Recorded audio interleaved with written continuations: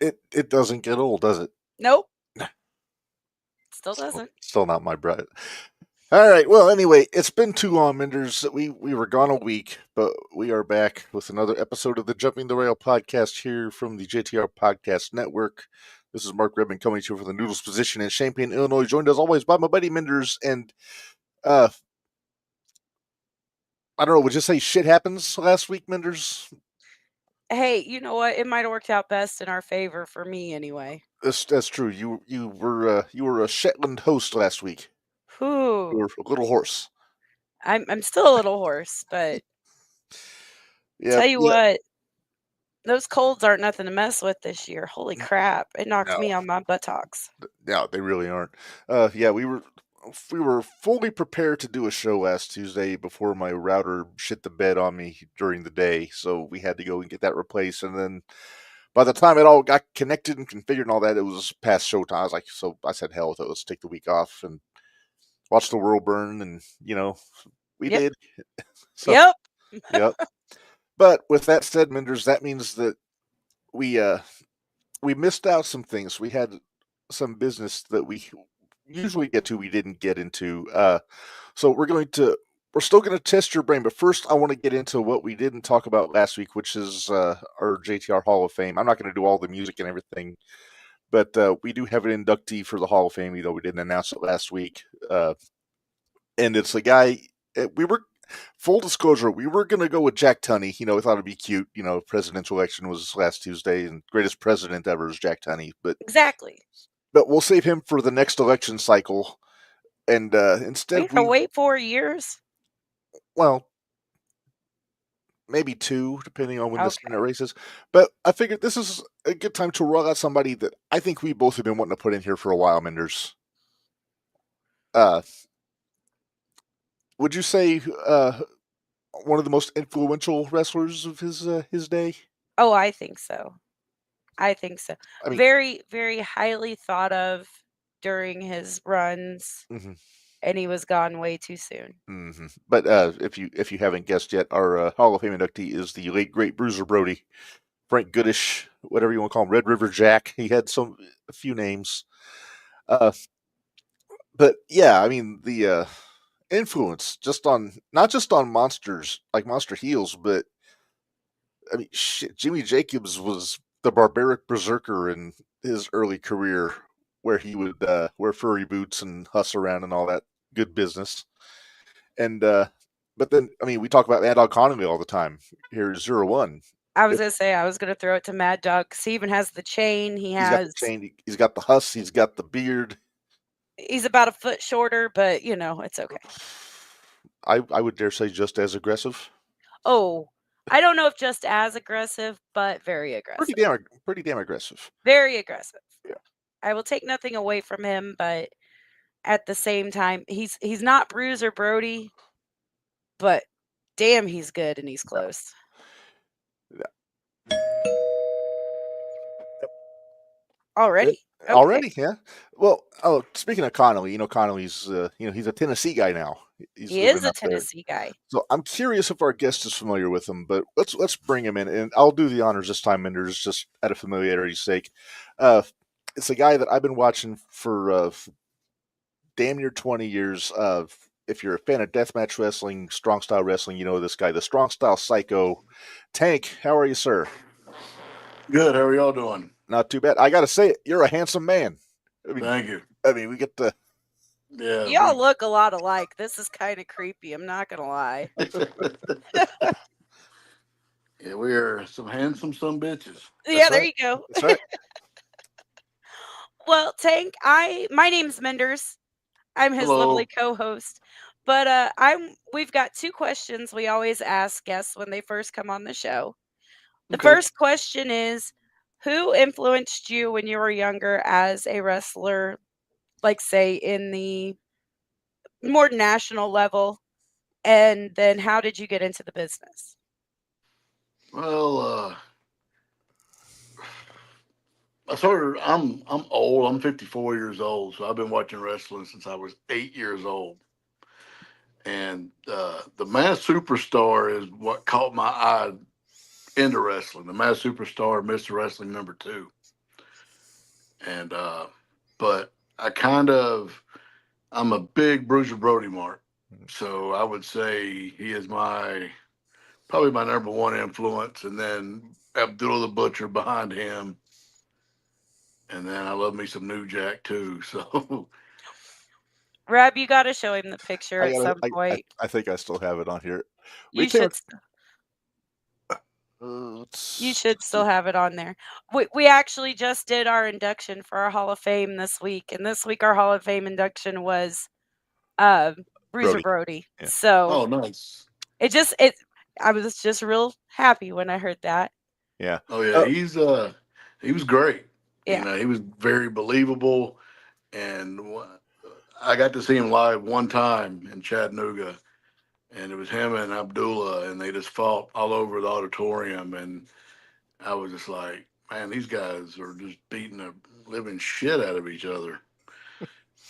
And okay. and then when I got older, I figured out, oh, they were working, but they were making it look pretty damn believable. Right. Yep. Yeah. Okay, so I found this picture kind of went viral the last few weeks here, Tank. So I'm going to throw this up, and I know you've used a lot of shit in your matches over the years, but why would anybody give New Jack a crossbow? Hell if I know. Whoever left that laying around was pretty stupid.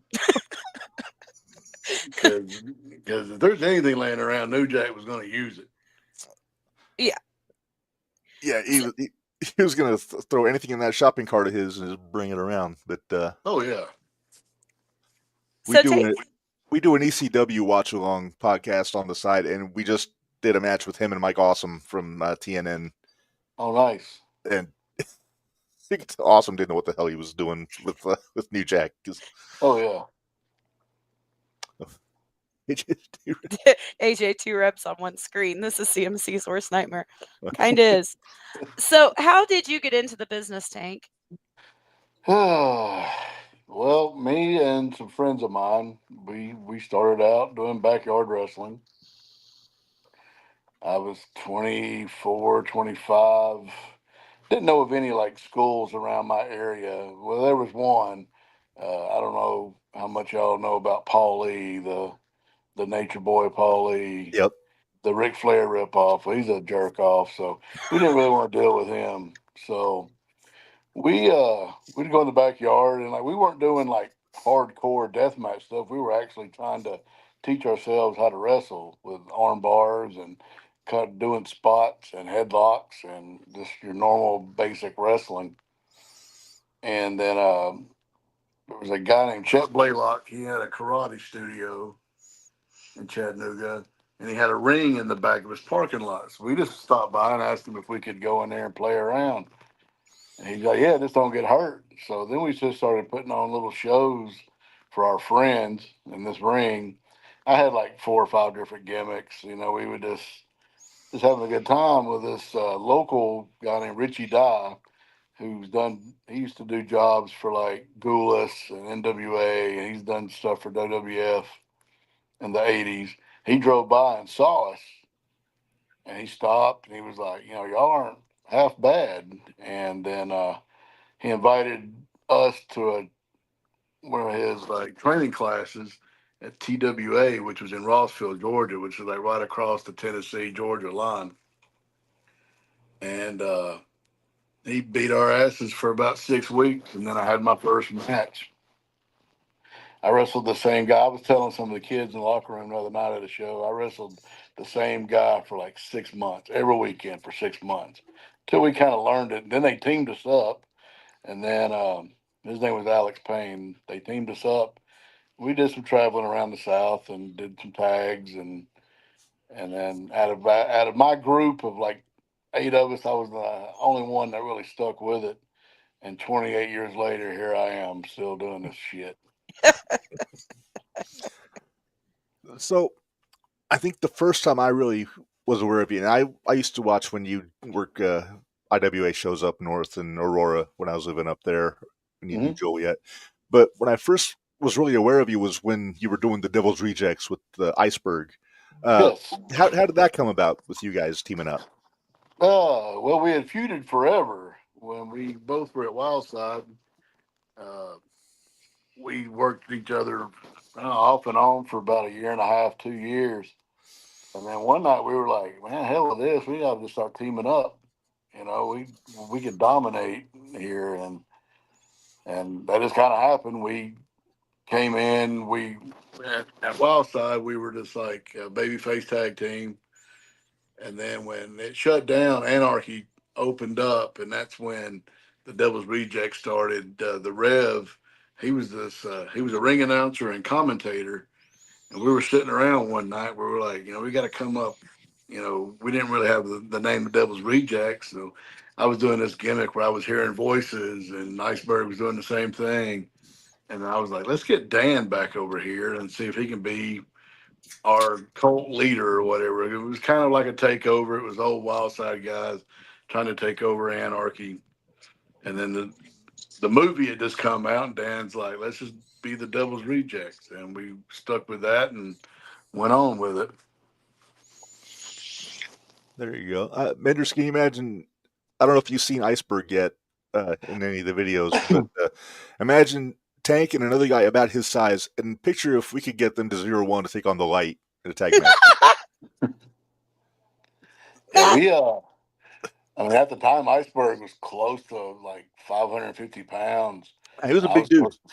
I was close to 400, and we beat the piss out of a few people, disrespect, and we were one of the guys you didn't really want to mess with. We just pound on your ass. Right. I don't think the Light even matches them, even just Iceberg weight wise. I don't think they'd be half of Iceberg. No, I don't, because we're talking about two wrestlers that I think their combined weight is probably somewhere in the neighborhood of what, 330? Oh, you're being generous. I'll be generous. I'll say 350. But yeah. Two guys. I mean, two wrestlers. Sorry, two wrestlers. They bump like hell, but yeah, it's there'd be a big size difference there. Oh yeah. I'm 331 right now, so yeah, I'm probably bigger than both of them put together. It's all right. Oh, there's Kenny. Yep. Speaking of. Yeah.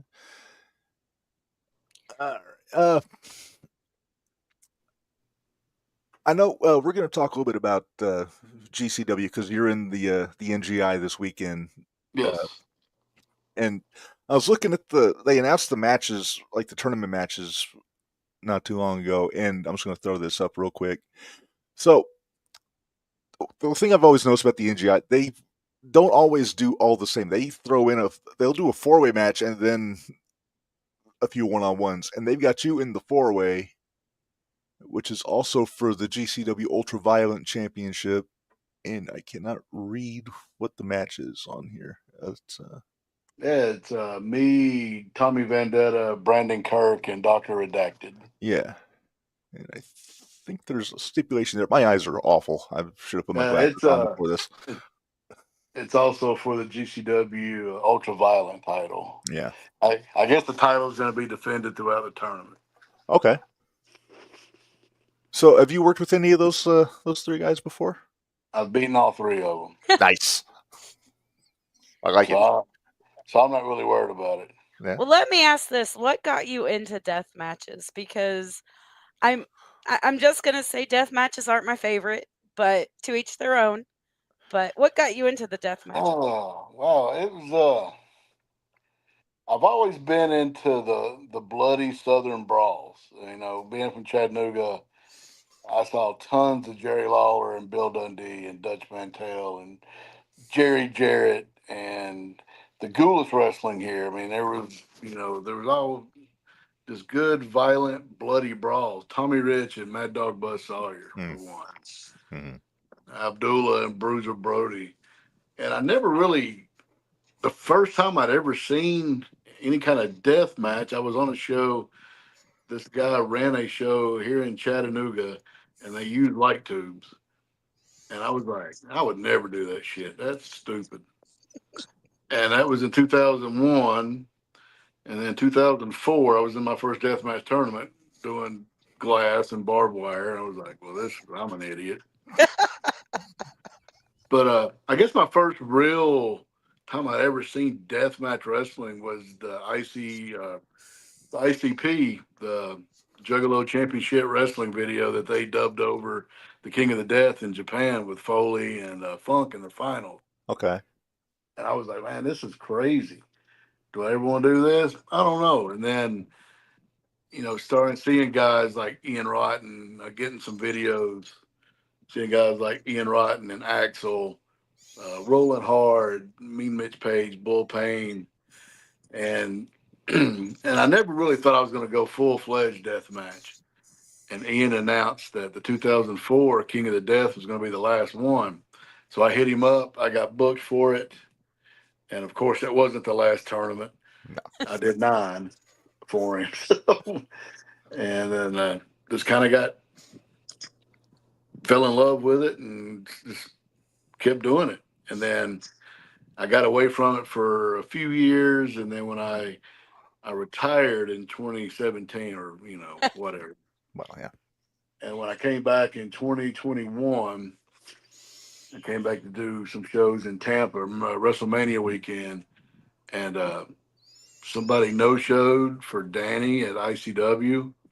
He asked if I wanted to do it, and I was like, sure. So I wrestled Neil Diamond Cutter. And this run I've been on for the last 3 years is mainly death matches and hardcore brawls, and I love every minute of it.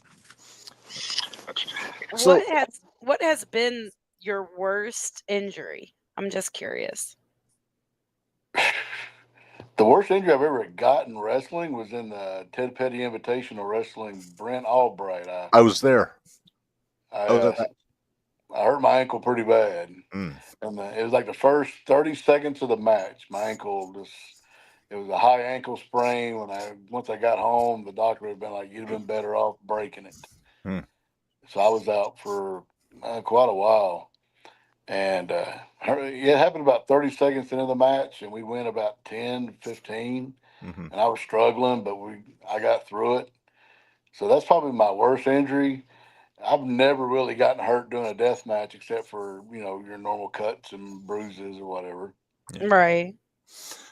Yeah, I remember that TPI because usually if you go out of the tournament the next day, you're in a non-tournament match, and I noticed you weren't there on night 2. I weren't there. I drove my ass back home, and I was booked for both nights, but I told Ian, I don't think I'll be able to go. So I just went back home. I lived in Ohio at the time, and my little girl came out, and I had to crawl into the house because I couldn't walk. And I heard her tell my wife, Daddy's on the couch. My wife's like, no, he's not. And she came out, and there I am with my foot propped up, and she's like, you dumbass. I get yelled at a lot from her. She's a nurse, so. Well, I guess it kind of works. That's handy. It's always good having her around because she fixes everybody up. Nice. Real quick, Kenny Calix, he's one of our local guys. He's, 18, 19 Minderz? 19. Why do you have such a hard time remembering this? I can never remember. Because I remember he was 17. But he's been in the biz for a couple of years, but he wanted to throw up here. He says you're the man. So, thank you. Yeah. Papa Pullman, I still prefer traditional wrestling, but I've been starting to understand that deathmatch is better. That's because his sons are all getting into it. Oh, is that Anakin's dad? It is. It is. Anakin? Papa Pullman. Oh yeah, I've wrestled Anakin a couple of times. We did a bar show in Chattanooga, and he beat me up pretty good. And then I actually wrestled him 2 weeks ago. I have an alter ego that I do it's a comedy gimmick. I wear a mask, and I'm called the Poon Dog.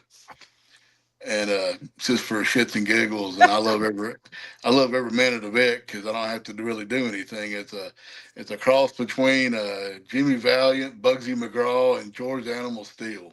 Nice, nice. It's just a total comedy gimmick. Yeah. If he knows Anakin, I'm sure he knows Conley. We were talking about Mad Dog Conley earlier. Yeah, I've wrestled him a couple of times. We said he reminds us a lot of Bruiser. Yeah, he's one of the best matches I've seen live.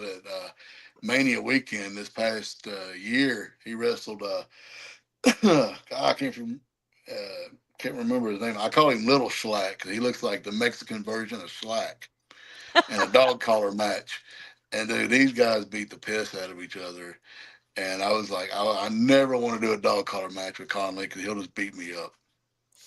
Nope. Yeah, that's kind of his bread and butter, those dog collar matches, because he's the top guy in our local indie fed out here, 0-1, and so he's had more than a few of those around here with some of their guys. I mean, it's bound to happen sooner or later. Now, I believe he moved to Memphis. Yeah, So he's in Memphis now. He's kind of close to Chattanooga where we do TWE. So I'm sure sooner or later we'll tangle in a dog collar match just to say that we did. right. There you go. So you dropped some heavy names here a few minutes ago. We're talking about guys like Freak Show and Rolling Hard, Mitch Page, all these guys. How do you compare? Because that's the Generation Deathmatch guys that I started watching back like 2007, 2008.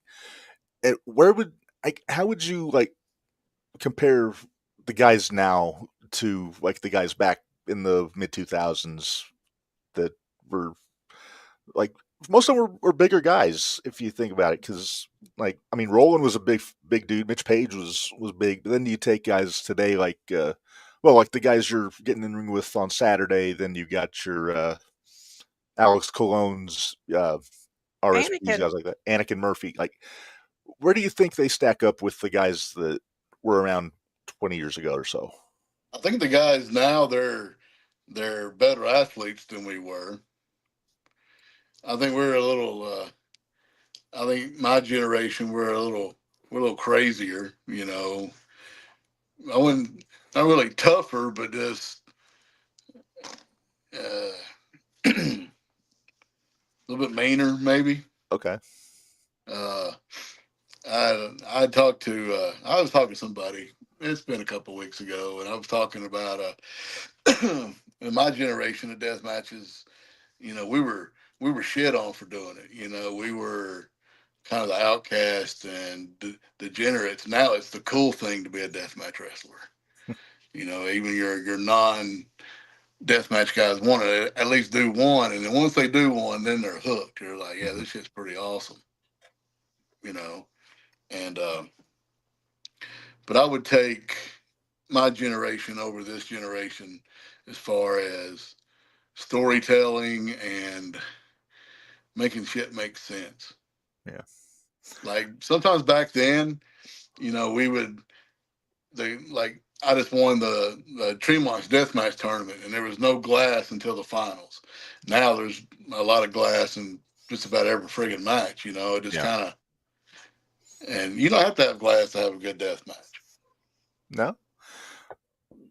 I did one with Bull Payne, and it was badass. And it was we did a barbed wire dog collar match, and we just good storytelling. Yeah. A barbed wire dog. Okay.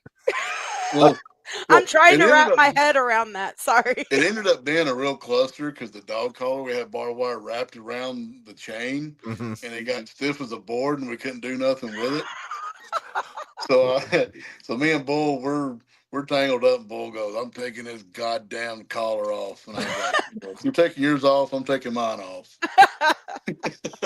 Well, Minderz, I don't know how familiar you are with Bull Payne. He is, I'll say, he's the scariest bastard I ever saw at a wrestling show. Oh, dude. I mean, we were tight, and we were friends, and he still scared me to death. I got a funny story. We're doing a war games in somewhere in Indiana. Hell, I forgot where it was. It was the big two ring 3-team big deal. And the first match was Tyler Black, which is Seth Rollins, Josh Abercrombie, and Merrick Brave. And Tyler got his nose busted. He had like a trickle. It wasn't shit. He comes to the back. Bull Payne goes, "What the fuck are you doing?" He's like, "What?" He goes, "You got color in the first goddamn match. What do you think we're supposed to do in the main event?" He goes, goes, "You're a worthless piece of shit." Now he just cussed this dude out, and I was just like, "Oh my god!" And he goes, "And by the way, I'm just fucking with you." And I was like, "Yeah, he had us all going." Yeah. I remember that. I remember that show. I think that was Punk's last IWA show before he went to It was. He OVW, wrestled Delirious. They did like an hour match. like an Iron Man match. Yeah. Yeah. But that War Games, you were on the NWA team with Yeah. the Iron Saints Iron Saints. and I McClure forgot and the other Priest, two. right? Yep. Yeah. And then there's the IWA team was Bad Breed, Corporal Robinson, Bullpen, and Chris Hero, which Yep. was so. I don't know why I And, remember all this stuff on top of my head, but and it's then one of those. Fannon's team, I think it was BJ Whitmer, Eddie Whitmer, Kingston, yep, J.C. Bailey, JC Bailey. Steve Stone, I think it was, I think so. and Mark Wolf, I think was the fifth guy. Candido was supposed to be in it, but that's right when he got his leg broke. Yeah. At TNA. I'm not quite sure how to help you with that. Shut up. Shut up, Alexis. Yeah, what the hell is she talking about? Yeah, because I remember Candido and Stone teaming up for a while over there, but yeah. Oh man, Candido was the coolest dude ever. He was just first time I got to meet him. We just sat there and we shot the breeze for a while, and he picked me up at the airport once, and he was picking me, Kevin Steen, and El Generico up. And he was walking around asking people, has he seen anybody walking around in a mask looking for Generico? And I was like, he was asking people that worked there, goes, "Hey, have you seen a guy in a mask?" And they're like, "No." Cool guy. Yeah. See, and all these with the ECW stuff that we've been watching here lately, it's like all of this is like hitting home and hitting harder now that we've been going through and rewatching all of it because, yeah, like I said, that like Reb was talking about earlier, that New Jack match with Mike Awesome, and I was like, it's weird because I'm not a deathmatch girl, but man, when it comes to New Jack, I'll watch just about anything he does. Oh man, I had the luxury of wrestling New Jack quite a few times, and it was always just a hoot. And, I guess he liked me. First time I wrestled, I was scared to death because I always thought of the mass transit. I'm a white fat dude, and I didn't want him cutting me up. But he always called me his son, his white son. Aww. And we did a deal in Atlanta one night. We wrestled at a strip club, and it's supposed to have been like shoot fights. And this dude got me paid $300, and all we did was walk around and break pool sticks over each other. And the people thought we were really fighting. And he goes, "You want to do it again next week?" And I was like, "Hell yeah." So let me ask you, Tank, what do you think? Like, I don't know. Do you watch the current product? Do you watch like AEW and WWE or no? Or not much. Not much. Well, I'll watch clips on YouTube of WWE.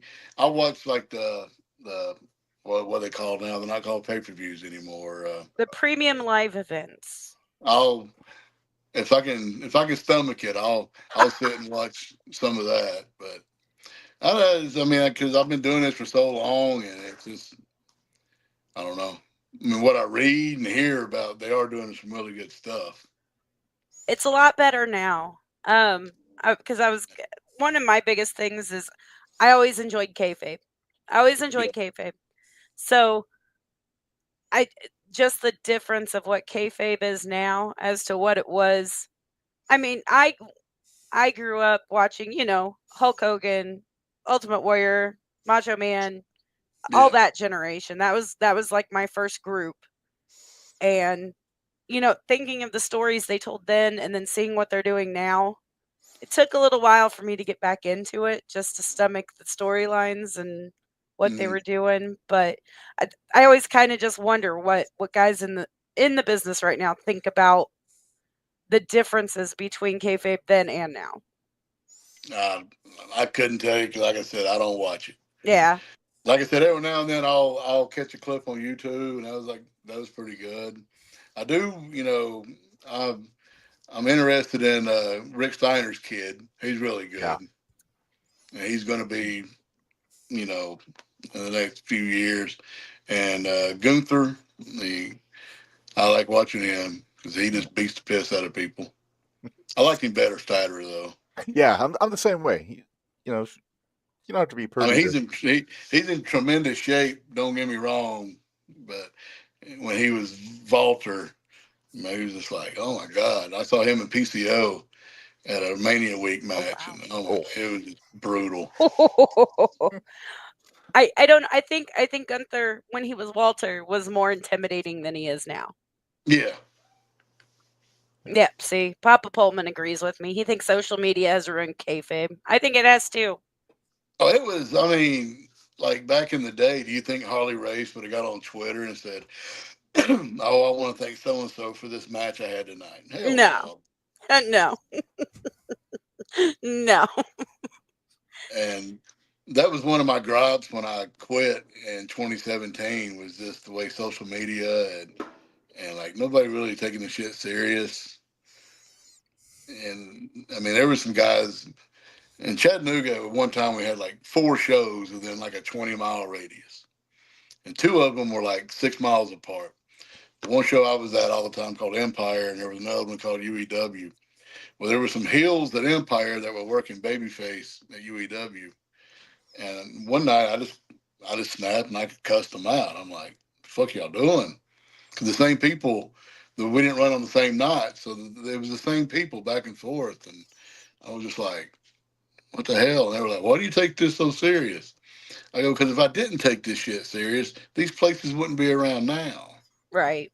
Guys like me, we paved the way for you assholes, and y'all are fucking it up. Man, I could agree with somebody more, Reb. It's kind of scary. Go ahead, Reb. Oh, so there's something I've always wanted to ask about, and if you don't remember, if you don't want to get into it, we don't have to, but I was at the 08 King of the Death in Southern Indiana at the bowling alley. When The Mike Levy shit. The Mike Levy shit. There's been so many stories about that. Minderz, I don't think you know the story. There's a guy, the White Lion Mike Levy, that talked his way onto the Queen of the Deathmatch tournament and wrestled Mickey. And this is when Mickey was in TNA, and I guess he hard-weighted her on the head and gave her a big old goose egg. Ian, Mickey's a bad bitch. You don't fuck with Mickey. no, I'm sorry. No, worse than that. Ian got pissed, Oh, and then he went off on this guy. I know Devin Moore was out there. You were out there. Pondo was out there. There's a bunch of people came out and just beat the piss out of the guy. Good. And the question's always been work or shoot, and I was always curious about it, but I never had the balls to ask anybody because I didn't know who to ask, and I certainly wasn't going to ask Ian. But it wasn't a word. Oh. And to this day, and I've said it on other podcasts, I've had to sit down with Mike Levy and apologize to this guy. I did it a few years ago at a show in Pigeon Forge, Tennessee. That was the most rotten fucking thing I've ever done. And I'm embarrassed by it. I'm ashamed I was even a part of that shit. And out of all of that, I got blackballed by quite a few promotions. Is that right? And it really, I probably didn't wrestle for about 7 or 8 months after that. I had to move from Ohio back to Tennessee to actually get bookings again. Oh, wow. Because all my bookings up north were just shot. And then what started out, at the time, I was doing a gimmick where I just curb stomp people for shits and giggles. And I was just going to go out and curb stomp him and be done with it. But everything else that happened, it was total bullshit.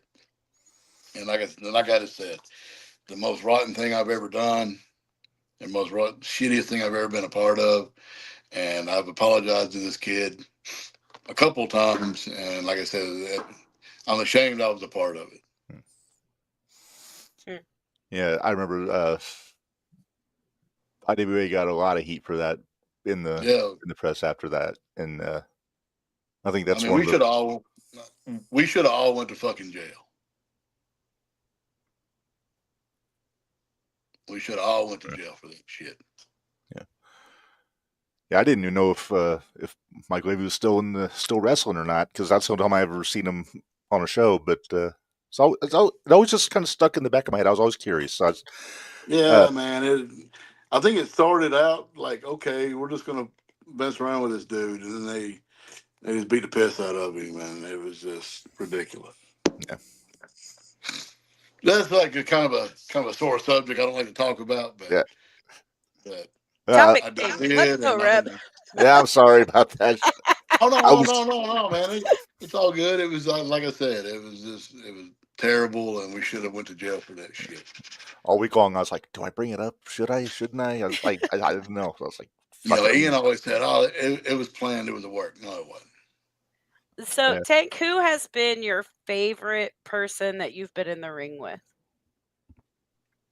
Oh man, ever or like on this run I'm on now? There's been quite a few. However many you want to mention. Oh man, I've got to wrestle like I said, New Jack, Ricky Morton, Bobby Eaton, the Barbarian, the guys I watched growing up. I always thought that was just so cool. And Dusty Rhodes, I got to take the bionic elbow from Dusty Rhodes. And I'm so jealous. And on this run, I've had some of my best matches with Tony Deppen. You know who he is? I do, yeah. Tony Deppen's awesome. The Bev, Bobby Beverly, he's a deathmatch guy. He's more than that though. He's a good fucking wrestler. John Wayne Murdoch, I've had a couple of kick-ass matches with him. Yeah. I got to do a lot of cool shit in this last 3 years that I've been back. I don't know how much longer I'll be able to do it because I'm getting older and this shit's starting to hurt even more. Yeah. Man, I'd love to see you pop up in Illinois or Indiana sometime, whether it's hybrid. I know Anakin is talking about me wrestling his dad at his show sometime next year. Oh my gosh, Papa Pullman. He wants me to do Poon Dog. So I was like, I'm all about it. Reb, we're going. If it happens, I'm there. We gotta see if Anakin needs to book this executioner too. Then, if he's booking Poon Dog. Yeah, I agree. Yeah, like I said, the Poon Dog, man, it was just a joke we came up with one day, sitting in the back, and I was like, so I just kept saying it over and over, and then one day a buddy of mine makes all my gear. I go, make me a mask. He goes, okay. And then one show I came out as Poon Dog, and I come out to YMCA, and I dance, and I shake my ass, and I have a damn confetti gun, and I just... Oh, wow. So you go all out on this. Yeah, it's the dumbest shit ever. Oh, man. But I don't have to take bumps or get beat up, so... There you go. There you go. It's good stuff. Oh, wait. How long? Okay, so Papa Pullman, you gonna throw that up there, Reb? There we go, yeah. Actually, the one that they're trying to get you to wrestle just said that. I probably got another year in me. Yeah. Maybe 2. We'll see. Yeah. Maybe I can make it to 30. I've been in the business 28 years. Oh, there you go. Try to make 30, maybe. I doubt it, but we'll see. Well, I think you would be at the with the experience you have, you'd be able to call your own matches and say, "Look, I ain't doing anything stupid." So I'll do that now. I wrestled this kid a few months ago, and I'll be honest, I don't call a whole lot of shit. I was brought. I mean, I was knocking up an area where we just call everything in the ring. Yep. Give me a finish, and we're good to go. And I talked to this guy, like, we're going to do this, and we'll take it home. Right before we go out, he goes, you mind taking a Michinoku driver? And I looked at him, and I go, brother, that ain't going to work for me. I go, you got to be out your fucking mind. I wouldn't have taken that shit 20 years ago. And he was like, okay. And one of the ugly ducklings, Rob Killjoy, was standing right there and just thought that was the funniest shit ever. I've never seen anybody just say, nope, I ain't doing that shit. I mean, what's he going to say? He's like, I insist. I was like, come on. It ain't happening. Oh, no, No. I was just like, hell no. I ain't doing that. But that ain't going to work for me, brother. Right. No Canadian destroyers or any of No, those. I can't get my big ass over for a Canadian destroyer. If I did, that'd be the last move I probably ever did, because I would land right on my neck more than Right. likely. Speaking of that, Minders, did you see the video of Jack Vaughn doing a fucking destroyer on the? Sure did. Of We'll all talk people. about that later because that one irritated me. Who? Jack Vaughn, He's the an Ohio veteran guy. Jack Vaughn. He's Oh, an yeah, Ohio okay, guy. yeah. He wrestled in St. Louis at the super indie-rific thigh slapping Slamboree or something like that. Slamboree or something like that. It was his show that he came up with. Mhm. And he wrestled one of the guys. I don't know if the Jet, Benjamin Trust. He's out of St. Louis. And me and the Jet hate each other. We hate each other. We can't stand each other. So every time the Jet wins, I get really cranky. And he wins a lot, so I'm cranky a Because he's lot. really good. But when Jack Vaughn took a Canadian destroyer from him, oh, I was mad. I was so mad. Because I'm a huge fan of Jack Vaughn. I've been, ever since, when he started doing his thigh slaps and things like that, he cracks me up. And to see him do that, I was just like, what are you doing? Stop it. But Jack Vaughn is one of those guys that I've seen all his videos, and I would love to wrestle him because I think we could be entertaining as hell. And because I'm more than a deathmatch guy. I can do comedy. The only thing you're gonna see me do a high spot for me is getting in the goddamn ring. So Reb Poondog versus the Vet. oh yeah, we would sell out. We would sell out the Superdome with that. There you go. There you go. I like it. Hello. Uh-oh. Hey, sorry, that's okay. I had to get my hug. Oh, that's fine. Well, that's my mama. She actually just came from from the Chattanooga area. So. Oh, cool. So she was down there visiting. So she just got home. Okay. All right. Well, Minders, I think we may have kept our guest for longer than I think we planned to. Tank, we really appreciate you making the time to hang out with us, and we're going to do this again because I think I think we just scratched the surface. But oh yeah, man, anytime. I mean, sorry I chimed in a little early. I know no, you're good. 7:30, and I was messing with the app, and next thing I know, you're like, "Oh, here's this dumb son of a bitch. He's on here right now." I go, oh shit, my bad. Early is never a bad thing with us, so it's all good. Where are you? I know you got the NGI coming up this weekend. What else do you have coming up that you want to throw out there? We're in TWE like twice a month here in Chattanooga. I got booked for a show in West Virginia like next March, so I'm already taking bookings into next year. And I'm going to be at GCW this weekend. GCW in Atlanta, December 7th. That was one of my goals when I came back, was to do some GCW shows. They're out of the Indies, they're the top dogs right now. Yeah. Mm-hmm. And I don't know if you guys watched I will tell you this: the Poon Dog was actually born in the clusterfuck in Philadelphia this past year. When I don't know if y'all saw it, where CPA, I had his shirt on and his hat on and his tie wrapped around my head, and I danced the Spider Nate Webb song for 10 minutes. That's where the Poon Dog was born. Gotcha. I'll tell you, if you're working ECW, I'm just going to throw this out in the universe. I want to see you and Sam Stackhouse at some point. That'd be fun. He's a big old boy. He can move. Yes. He can. He's one of our favorites. We've had Sam on here before, so yeah, we've had a good time. Is he from y'all's area? He's from Oklahoma. No, he's Oklahoma. Okay. We're in Illinois. Yeah, I think he even got to go to Hawaii with him a couple weeks ago. Yeah, wow. He was on there. That was a big deal. I thought that was cool that they went to freaking Hawaii. When, like, my real job, I can't travel like I used to. Right. But when I get to it, I make the most of it. This past year at Mania Week, I mean, I did seven matches in 5 days. Nice. Because I'm Wow. usually doing like 7 in like 2 months. Right. Good Lord. And 5 of them were death matches, so I was beat to hell. Ugh. Well, Tank, thank you so much for being on here with us. We appreciate it so much. We'll get you back on again sometime soon. Yes, we'll do it anytime. Thank y'all. Awesome. Sounds great. All right. Bye. Bye-bye. Reb, I like him. Yeah, I thought you would. I like him.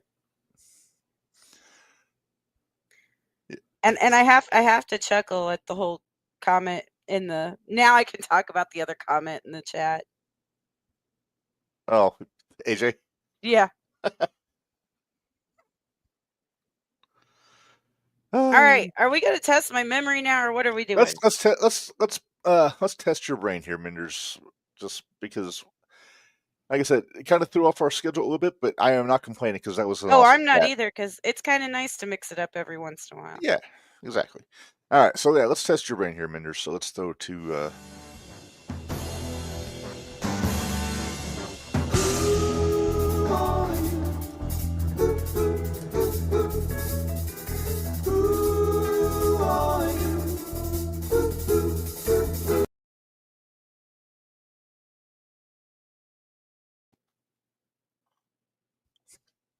All right, so it is time for Name That Wrestler, and I think this is the one that I had planned for last week. Okay. Now, unlike our Hoots and Judy's, we're only doing 1 week's worth of this. We're not Thank doing. you. I was scared. I'm not going to lie. I was like, crap. Am I going to have to figure out 2 this week? All right, so here we go. It is a color photo. Okay. It is a very youthful photo, and it is of a current star. Current star? Yeah. Okay. Is that Dominic? That is not Dominic. Okay.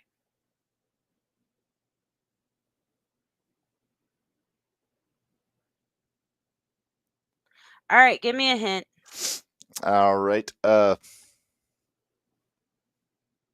just going to give you one hint, and I think you're going to get it. Okay. He disgraced the tradition of lucha libre. Hey, I was close. You were damn really it. close. I was real really close. That's Ray. That's Ray. I was damn close. Yeah, I was impressed. I thought you were gonna just, as soon as I said no, I thought you were gonna just bounce back with Ray. You just busted out. No. I got it, guys. I got it. Thanks, so. That's not a bad guess, Damien Priest. Yeah. But, Papa Pullman, he's approved of our guess. Oh, thanks, Papa. We appreciate it. Thanks, awesome. And if that match happens, Papa Pullman, we are going to be there. We're going to be there front row. Papa Pullman and the Poon Dog. Papa Pullman versus the Poon Dog. Very nice. All right. Well, Minderz, let's get into our Hoots and Judy's since we haven't got to there yet. And this time we are going to do multiple because we had Hoots last week and we have Hoots this week that we didn't get to. We got to cover 2 weeks worth of Hoots and Judy's. Yeah. And wait, does that mean we have 2 Stooges too? I have 2 Stooges. Yay! I'm just going to say this. We're more than covered on the Judy side. Oh, yeah. We have how many? 14? 14 by my count. But let's start with the Hoots. All right. All right. Good Hoot of the week. And I'm going to let you go first, Minderz. Okay. Once you get done coughing. Yeah, thank you. I appreciate that. Okay, so last week, my good Hoot of the week. Are you set? I'm ready. Okay. Was the one, the only, the Grand Regent, Camaro Jackson. Now check out this picture. Aw, Look at the shirt. Check out the shirt. The shirt's my favorite. Well, his shirt, not my shirt. Well, my shirt is my favorite. But but he's representing the pod at the PWE show. Sure was. I was so. Oh, you should have heard me. Did you tackle? I did. I giddied out. It was pretty funny. The PWE Interstate Champion. He picked up a little more gold over the last couple of weeks, also. So. Well, that's exactly why I picked him, because the next night he won the Okay, what was it? The NWA. I forget the promotion. It's an NWA affiliated territory. It is. The WLW, I want to say. That doesn't sound right. That doesn't sound right. I want to say it's WC. Not WCW. Well, I know it's not WCW, smartass. Hang on. I'm going to get to the bottom of this. Keep talking about how great Camaro is. Well, Camaro is awesome. Oh, wait. Do you have the other picture? Because he made a new fan that weekend. Oh, yeah, I do. Hang on. He made a new fan that weekend. Look at those two. How cute is that? And if you're watching earlier, you already saw Mama. But that's Mama Minderz. She is a fan now. You have converted her to. I have converted her. She is a fan now. But she adores Camaro. Between Camaro and Coco, she's a fan. She's a fan. MLW, yeah, WLW. WLW, okay. World League Wrestling. That's it. Thank you. But yeah, so that was my good hoot for last week. Mm-hmm. And then, are we doing both weeks at the same time? We'll do both at once. So give me hoot number 2. My hoot number 2 is got it for last Friday on SmackDown. And it would be the one, the only, Tommaso Ciampa. I'm so excited. I'm starting to see glimpses of Blackheart come back. The Sicilian psychopath. Yes, and he defeated Pretty Deadly on his own. And that's the Tommaso Ciampa that I want. Yes. Yes. I have missed Tommaso Ciampa. I have too. I've missed this version of Tommaso. And man, if this means that we're going to get a heel turn from him and Johnny are going at it again, sign me up, take my money. Yeah. What's it you said about best friends fighting? Oh, it's the best thing ever because you don't hit anybody harder. That's good. Mm-hmm.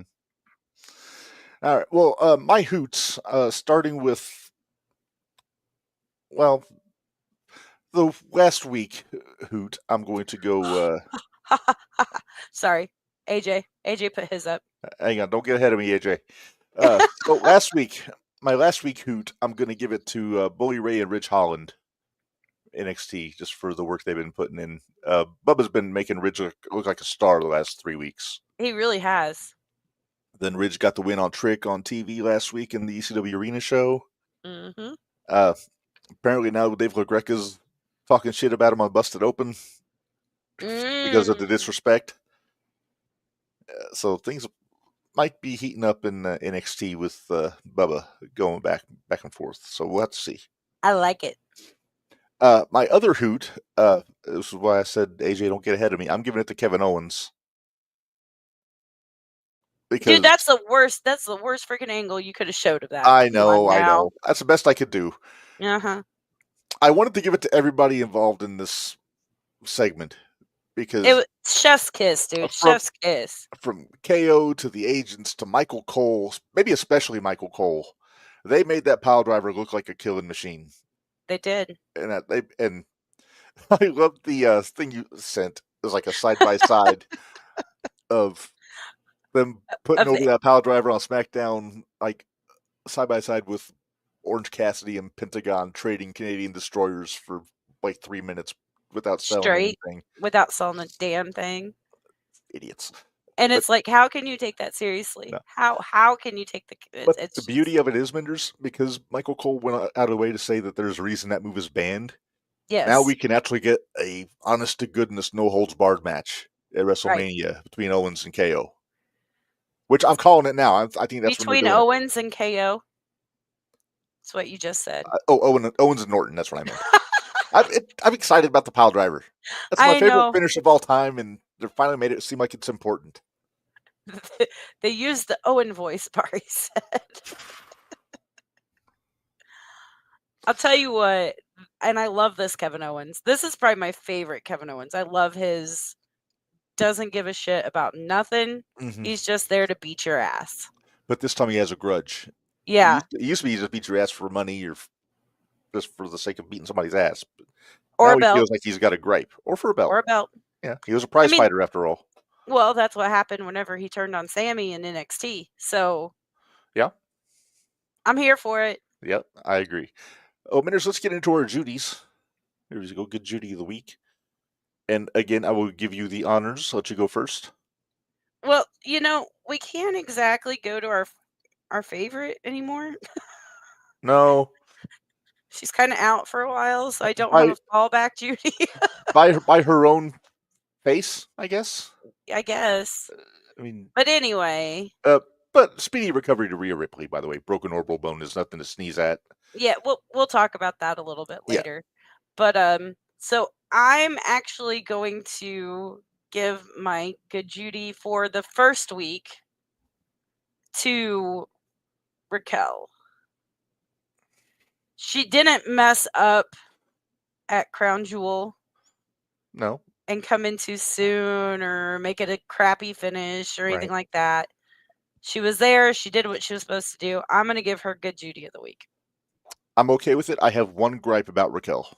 What's that? She smiles too much. Yes, she does. She's a heel. She's a heater. She needs to be not smiling. Wait, what? What's AJ talking about? I don't know what AJ's talking about. Private message, AJ. Mm-hmm. All right. Please and thank you. Judy 2, Minderz. Well, Judy 2 is actually co-Judies. Because my co-Judies are going to be Jada Parker and Lola Vice. Because, first of all, they surprised me by kicking off NXT last week on Wednesday. Mm-hmm. And it made me nervous. Because you never know what's going to happen with the ratings. And then the ratings came out. And I couldn't have been more excited. They actually gained viewers because of that match. And NXT started out at 665,000 and they jumped up to 674,000 because of that match. Yeah. And I'll tell you what, it Also, was shout a out to damn Dawn good Marie. match. Dawn Yeah, Marie Dawn did a fine Marie. job as a referee. She did. She did. Nice So bit of nostalgia there. But I that was a guess hell of a match. triple Judy then. How's that? Triple Judy's. Oh, you're 'Cause gonna include Dawn on the Judy hook? I'll include Dawn Marie in on it, yeah. Okay. So we're up to 15 Judys this week. 15 Judys this week, and I just took care of You're 5 right, of here's them. 60. 4 of them. 4 of them. You Four of have 11. I have 11. I have 11 Judys this week. You have 11 Judys this week. I too went to the ECW Arena show from NXT, but I'm giving it to the main event, which is the 10-woman tag. All 10 of these gals did a fantastic job, I thought. Everybody knew their spots. They just, I loved seeing both Jordan and Zarya just clean house on everyone at That was various so points. fun. But yeah, Cora, Jade, and Roxy, I like them. I really like them as a team. Mm-hmm. They got really good chemistry. Fatal Influence is growing on me. I've always been a Fallon Henley fan, but the other two are growing on me now. And then, of course, you got the new girls here. You got Jordan, you got Zarya, Julia, Stephanie, and then Kalani, who the ex North American champion, and everybody did their job so well in this match. And they kept the crowd. I think they even went up, didn't they, on the numbers? Hold on, I got it. Hold on. For the final, let's see. I was almost say they went over 700, didn't they? No, they just went back up to 625. Okay. So really, from start to finish, 674 was the highest that NXT was, and that was during the Lola Vice and Jada Parker. And they finished at 625,000. I don't know if I should put this comment up.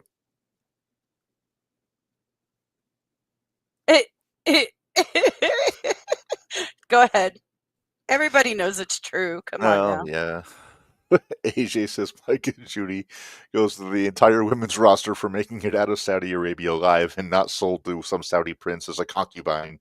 Good on you keeping safe, ladies. Yep. Hey.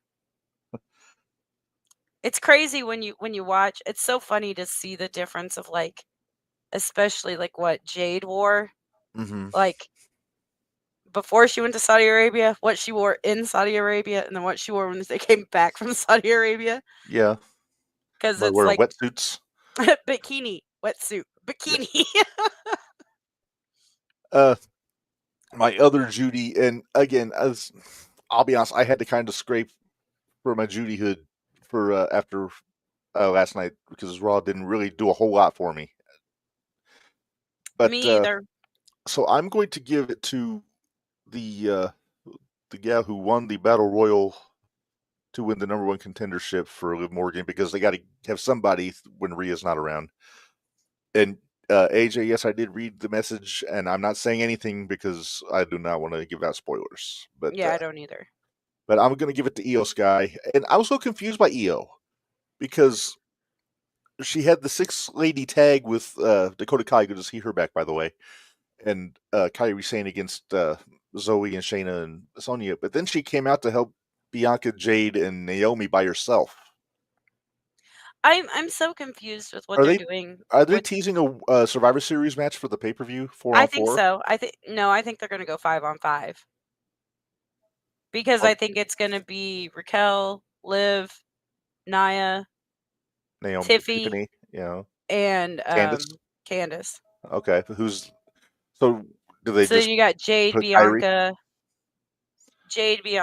Io, Naomi, and probably Bailey. Okay. I mean, that's where I would go. No, that makes sense. I don't think they're bringing Kairi just because, like you said, she didn't come out. Yeah, that's what confused me, because usually Damage Control's coming out as a unit, but it was just Io this time. See, and but Io's got the issue with Liv though, right? Which makes sense. Yeah. And Bailey's got the issue with Nia. Mm-hmm. So, and so is Naomi. Yeah. But I could see it being Bailey as the 5th. All right, let's go to Stooge of the Week. Let's do Although, here I thought you were going to give me good Judy of the Week for fighting through last week. Wednesday. I almost gave you Judy Hood. I mean, you're a perpetual Judy Minderz, but you were a soldier last week. And you know what sad part was? I didn't feel as bad as I was. You sounded way worse.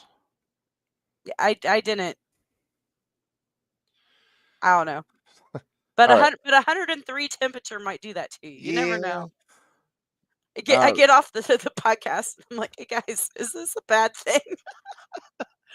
Ooh, Barry thinks we're getting a women's War Games match. Not a Survivor Series match. Well, yeah, I mean it's going to be a War Games match. I won't lie. I was hoping for a Survivor Series elimination match because I miss those. I do too, but that ain't going to happen. It's all War Games now for Survivor Series. Are you trying to hide there around Larry? Is that what you're doing? This is Mo. Thank you. Or sorry, my bad. Curly at the top, Larry with the curly hair, Mo on the bottom. Mo was the leader. Sorry, my bad. It's been a minute since I've watched the Three Stooges. If there was another O, I'd have Shemp in one of them. But anyway, this is a 2-Stooge week here, Minderz. And yeah, the first one I'm not 100% sure I know what you're talking about, but it would have been last week, and I was out of it last week. So it was a GCW last weekend, and honestly, I forget who he was wrestling. But I'm giving Stooge of last week to Jimmy Lloyd, also known as Matt Cardona's sidekick in GCW. Well, there's his first problem. Well, all I'm going to show you is a picture of why he has earned Stoogehood. Okay. You ready? I'm ready. Oh, you dumbass. Powerbomb off the turnbuckle into a standing garbage can. Dumbass. Pretty much. Man. And that's all I got to say. I like Jimmy. He's a good worker, but he does the deathmatch shit a little bit too much. Yeah. Well, you know how I feel about death matches anyway. But well, yeah, except for Tank. I'm like I said, it's not my cup of tea. So yep, I think you know what I want to do. I want to get a picture of Tank with my wife, and I want to send that out to all my relatives as a Christmas card, just to see if I notice it's not me. That would be great. I was sitting here thinking, I was like, damn, it's too bad we can't get Tank SCX. Who says we can't? I know, I'm just saying. Well, he said he can't travel much, so I didn't know if that'd be too far away. Hey, Minders, we got another expo announcement. Oh, did we?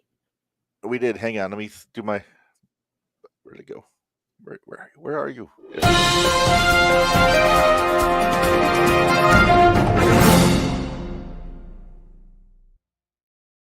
All right. So, as reported by my wife, she has announced that. Well, they have announced a new attendee at the expo, and we didn't get to talk about Prince Nana. He got announced since the last time we were on the air, which I'm excited about. Actually, he got announced as we went off the air the last time. Yeah, literally, like we barely missed being able to announce it on the air. Yes. But are you ready, Minders? I just saw it, so I know who it is. Yeah. MVP. I'm excited about this. I like MVP. I do too. He is a smooth sumbitch. I wonder if we're gonna get Lashley then. Maybe. Would we get Shelton? I'd be happy with Shelton. Oh, I would be too. Then you'd have to wear your corny shirt. Are you trying to get me in trouble? With Shelton? Corny puts Shelton over all the time. I know. Of course I'm wearing my corny shirt. You act like I'm not going to wear my corny. I wear a corny shirt both days. Come on now. I just got my my new corny shirt this week, Minders. New classic got your face corny shirt, right? I already had the face shirt, but I got the other one. Oh, you got the TYFU buy. Yes. After long last, I finally got my TYFYB shirt. If you know, you know. If you know, you know. Minders, we still have another stooge. Or if you're Bari and you ticked off bash him, whatever. So we can't use our perpetual Judy this week, Minders, because she's hurt. But we can always go to our perpetual stooge. She's an idiot. God, she's an idiot.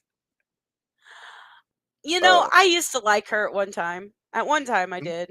Me too. But I got to find the tweet because I sent it to the group. I have a question. Can you? There's a couple reasons. Can you spell delusional? I can. I was in the B.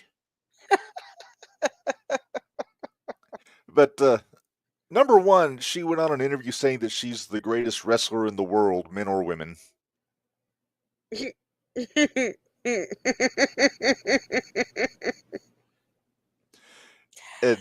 Oh, buddy. Yeah, I'm trying to track down this picture that I sent to the group like 3 days ago.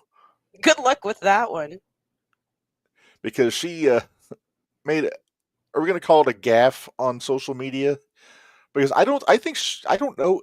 I'm hoping she didn't realize what she had typed, but I think she did. That's very possible. Okay, we're getting past Bari watching the 1990 Survivor Series. There we go. Wait, no? Oh, that's the other. Hang on. That'll be applied also. This is riveting stuff here. This is. Hold on. I might get there before you do, and I can resend it to you. But there it is. I found it. Hold on. Hang on. We need music for this.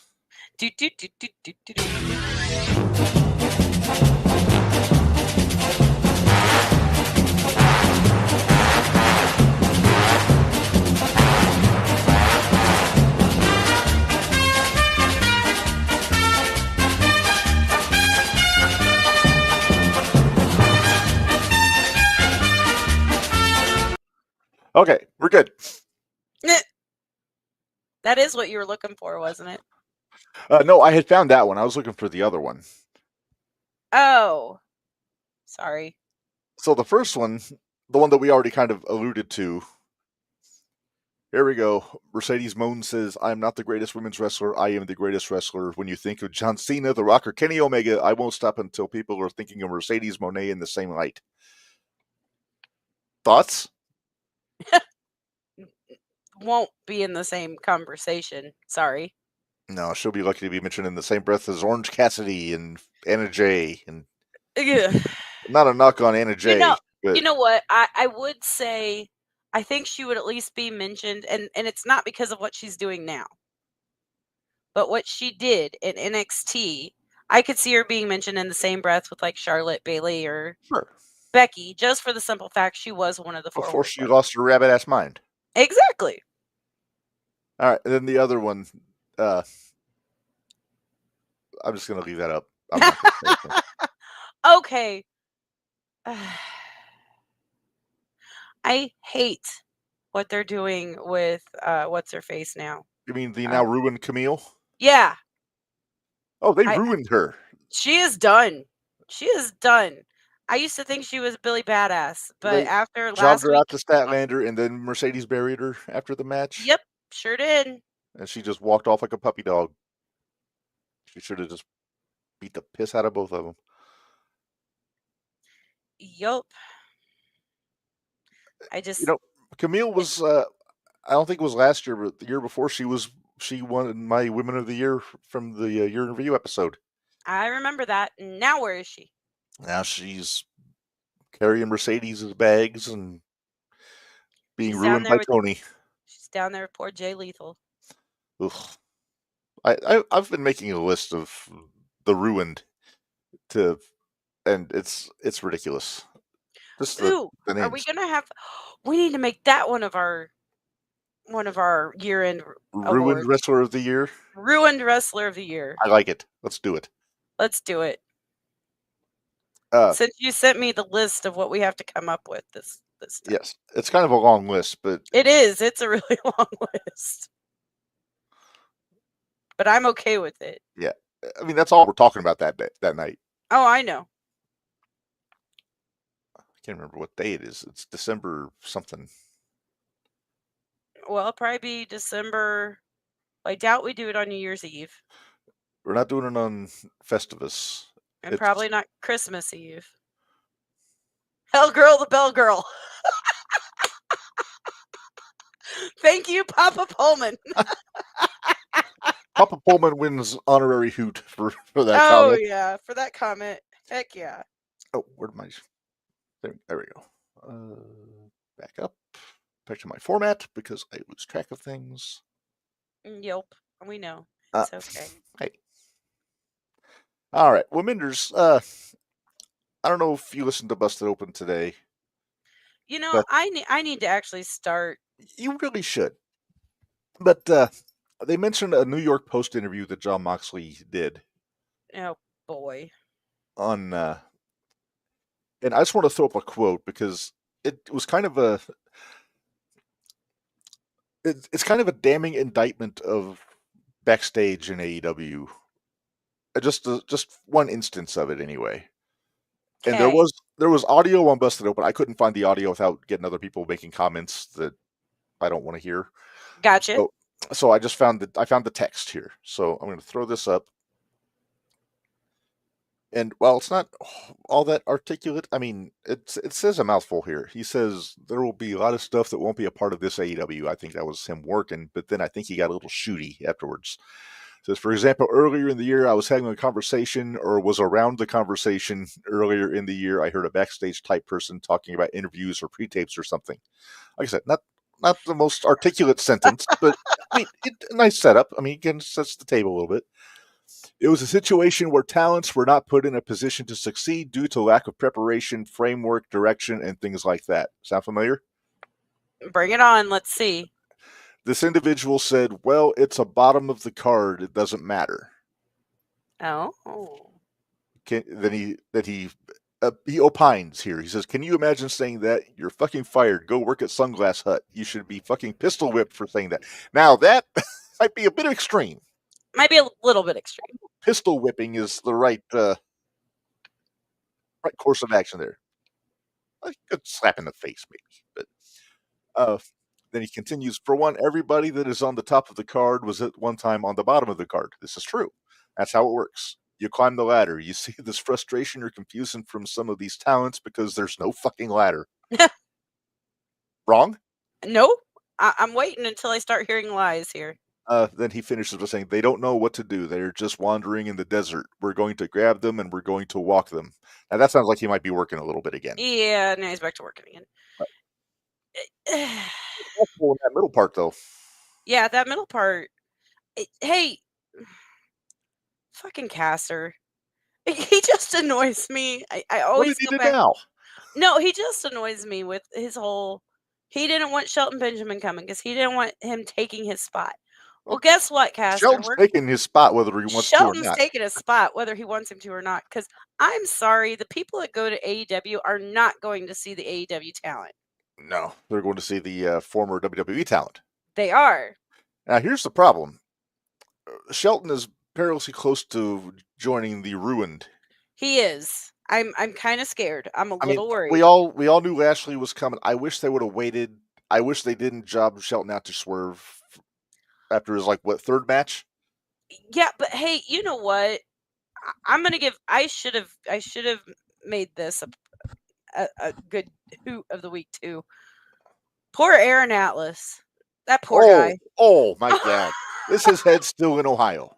I think it is. I think his head is still in Ohio because Shelton Benjamin damn near took the damn thing off. Man, That kick, that super kick to his head, and he didn't move.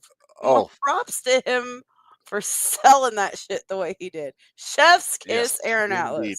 He's one of our favorites, by the way. He is. Mount Olympus, War Pigs, Crash and Burn, whatever you want to call him. He took one loss to a former world champions faction. Well, there's that, but I would have kept him untouchable. I wouldn't have had him lose. And it's not that he lost to Swerve. It's that he lost to anybody. It's that he lost, period. I mean, I agree. There's no shame losing to Swerve, but they should have waited on that. That should have been a pay-per-view match. That should have been at Full Gear. Then you bring Lashley out after that match, get him to debut. See, and I think that would have been a better call. But that's us. Let Shelton run through the jabronis for a few weeks. Exactly. Let him go after Uno and the Dork Order and the Dork Order. And or, you know what? Give me Shelton and Garcia first. Oh, that would be fun. That would be fun. That would have been great. And you can have good matches with some of these guys. He's still going to be Shelton Benjamin. He's still going to dominate, stretch anybody he wants to because he can. Right. Yeah, Tony. Yeah, Tony's calling for ratings. He really is. Oh, need I go into? Hold on. This was last week. Oh, do you have the numbers? Yeah, give me one moment. Let me pull it back up. Please do. All right. So last week, because everybody's big thing was that it was going NXT versus AEW. Right. On NXT's off night. Right. On a different night. Yeah, on a different night. Not in its usual spot. Right. So AEW started out at 666,000. Started. Uh-huh. That's super low. For their normal night, aren't they usually like 820? Yeah, about there. So then, mind you, okay, so NXT was at 665,000. Mm-hmm. And we're going to preface this. The last time they went head-to-head, AEW had to move because of baseball. Right. Nothing they could do about that. In this case, NXT had to move because they weren't going to be preempting election coverage for wrestling. I would say, yeah, they're not going to let you have wrestling on election coverage night. So, I mean, it's not malicious. We're going to the other night to bury these guys. It just happens that AEW got fucking buried. Right. So in NXT from 8 to 8:15, you had Lola Vice versus Jada Parker through an ad break. And on Dynamite, you had MVP with Swerve Strickland live promo, recap, Darby Allin and Orange Cassidy versus Claudio Castagnoli and Pac. Mm-hmm. Now, granted, that's when Darby came off the tunnel. Now, granted, AEW did start ahead of NXT. I'll give them that. Which I wonder if that's because people didn't know NXT was on Wednesday. Well, to an extent, there's only 1,000 difference. Right. So then, during the Lola Vice Jada Parker match, they actually went up 9,000. NXT did to 674,000. Okay. AEW Dynamite in 8:15 to 8:30, it was Darby Allin and Orange Cassidy versus Claudio and Pac. Continued post match with Death Riders and the conglomeration and ad break. They went from 666,000 down to 575,000. Oof. They lost almost 100,000 people. Yow. They are 9 shy of 100,000. Oof. Then you went to NXT went down to 653,000, and that was with Okay. Wesley versus Javon Evans. With the Van Dam run-in. With Van Dam, Ava, Robert Stone, Eddie Thorpe backstage angle. Okay. And then you had Ricochet, MVP, Bobby Lashley, Shelton Benjamin backstage angle, the learning tree. Hi guys. Hi guys. Versus the conglomeration through picture-in-picture ads. Oh, was that the fight without honor? Yes. Don't get me started on that. So, granted, NXT dropped. They did drop down to 653,000. But AEW went from 575,000 to 516,000. Oof. So there they lost another 60,000. Real quick, I want to make a point. We're not announcing these numbers in a gloating fashion because we're enjoying this. No. We don't want AEW to fail. We want AEW to bring some sort of... The best part about the Monday Night Wars was that there were 2 companies that were legit going after one another. It's not even that they're going after one. It's just they were both putting out good product. Yeah. We just want good product. That's all we want. Right. We want AEW to stay in business. We want AEW to learn. We want Tony Khan to get his head out of his ass and book a decent product. Good luck with that. It's not the talent. We said it's that. not the talent. It is not the talent. Mostly. It's what the talent allows Tony to let them do. In all honesty. I remind us of our Stooge of the Week. Exactly. I'm sorry. Continue. I just had to get that disclaimer out of the way real quick. So then we had the ad break. This is NXT had Ava, Robert Stone, Stevie Turner, Rhino live angle. That was awesome, by the way. That was great. Julia, Stephanie Vicure, Kalani Jordan, Zarya, and Jordan Grace backstage angle ad break. With Rhea. With Rhea. And there they did lose about 50,000 down to 596. Okay. AEW had the Learning Tree versus the Conglomeration continuation ad break, Jon Moxley backstage promo, Malachi Black versus Adam Cole. Bye. And they went from 516,000 up to 535,000. Hey, so they did gain some. Then top of the hour, 9 to 9:15, you have Bubba Ray Dudley and Trick Williams versus Ethan Page and Ridge Holland, which was a damn good match. Marvelous. I mean, shout out to Bubba for getting these young guys over. Yeah. NXT went from 596 down to 588. Okay. On AEW, you had Malachi Black versus Adam Cole, through picture-in-picture ads and post-match. And that they dropped back down to 511,000. After that, NXT had, this is 9:15 to 9:30, post-match with Devon Dudley. I was so excited to see Devon come out. That was great. And I love the glasses that Bubba gave Booker. And then they brought the more glasses out for Trick. So that was awesome.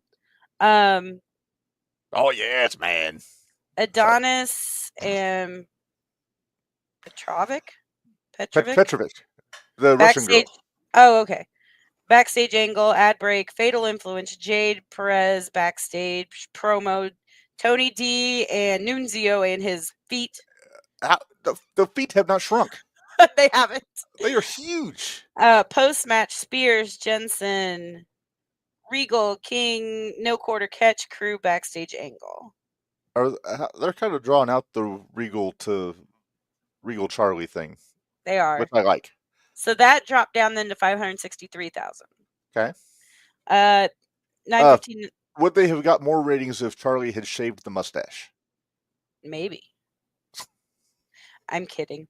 On AEW, you had MJF backstage angle, Jay White, Hangman, Adam Page, your favorite, Barry.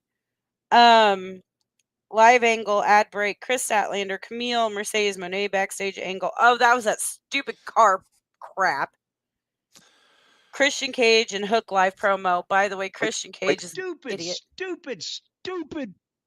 Thank you. Mhm. That went from 511,000 down to 469,000.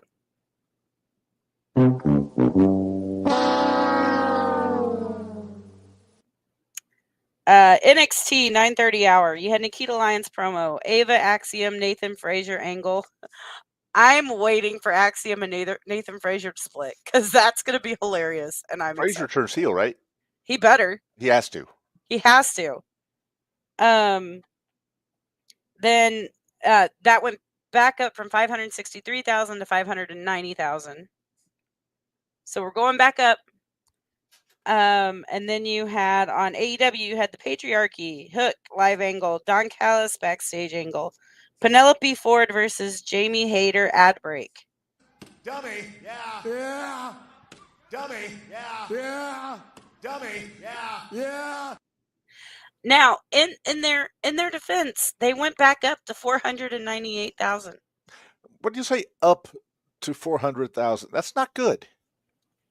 But I mean, Where were they at? They were at 469. Ooh.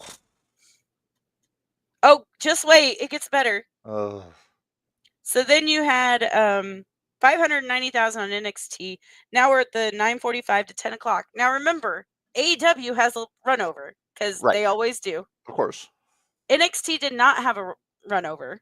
No, because they're on the network and they know how to time their shows. Exactly. And so you had the 10-person tag with Julia, Jordan Grace, Kalani Jordan, Stephanie Vaquer, and Zarya versus Cora Jade, Roxanne Perez, and Fatal Influence. Wings! That went from 590,000 back up to 625,000. So you go from where they started at 665,000 to 625,000. So over the course of the show, they only lost 40,000. It's not bad. That's pretty darn good, especially for when they're not in their normal. Night. Yeah, not the regular night. So then you have AEW, which had the Continental Classic video. Oh, they're doing that again. This is when Powerhouse came back. Which I love that he's back, but they couldn't pick a better way to bring him back. Yeah, well, you know. Powerhouse and Ricochet, because that was his surprise partner. Yeah, he had a mystery partner. I remember hearing about that. Yeah, because Dijak was hoping to get picked for it, but yeah. Then Takeshna and Kyle Fletcher. I love Kyle Fletcher's new look. I like the new attitude. Yeah. I'm kind of here for it. But they went from 498,000 down to 455,000.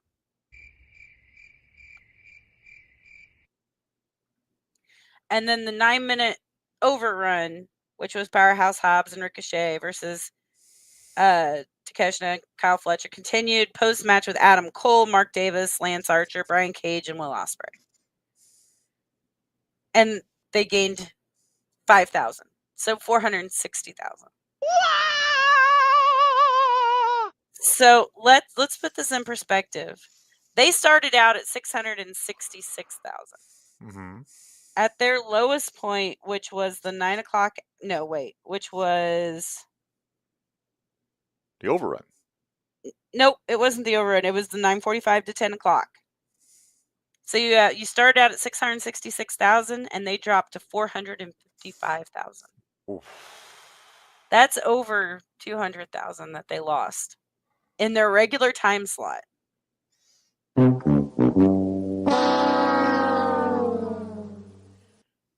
I don't know what to say. To paraphrase the name of a 90s R&B group, Tony.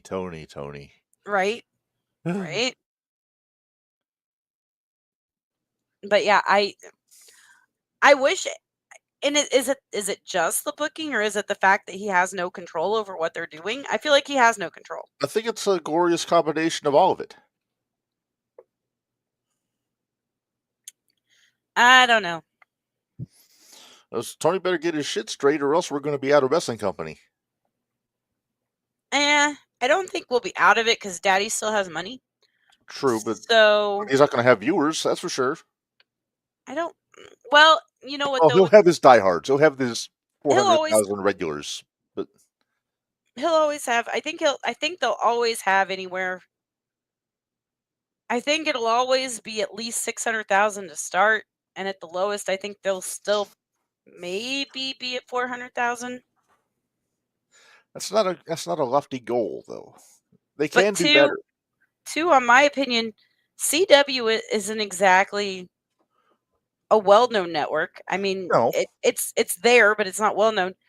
And when you figure they're on TBS, TNT, what Both. are they on? TBS on Dynamite. Okay, so they're on TBS. TBS They is should- one. That's one of the big ones. It's a superstation. Just It like is the any superstation. commercial from the 80s. Exactly. Can